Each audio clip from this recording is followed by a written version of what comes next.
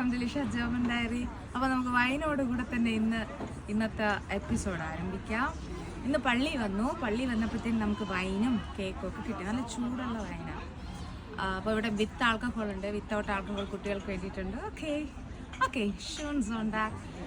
ഞാൻ ഇന്ന് പ്രധാനമായിട്ട് പറയാൻ ഉദ്ദേശിക്കുന്ന ഒരു കാര്യം എന്ന് വെച്ചാൽ പലരുടെയും ഒരു ചോദ്യമായിരുന്നു, B1 കഴിഞ്ഞിട്ട് നമുക്കിവിടെ വന്ന് വർക്ക് ചെയ്യാൻ പറ്റുമോ, നേഴ്സായിട്ട് വർക്ക് ചെയ്യാൻ പറ്റുമോ? ഓഫ് കോഴ്സ് നമുക്ക് പറ്റും, പക്ഷേ ഒരു രജിസ്റ്റേർഡ് നേഴ്സായിട്ട് ഒരിക്കലും പറ്റത്തില്ല.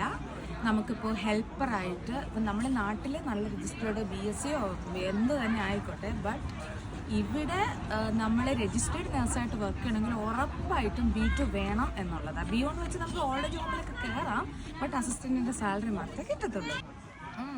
നമ്മുടെ സാധാരണ കുടിക്കുന്ന വൈൻ്റെ ഒരു ടേസ്റ്റ് അല്ല, നല്ല ടേസ്റ്റ് കേട്ടോ.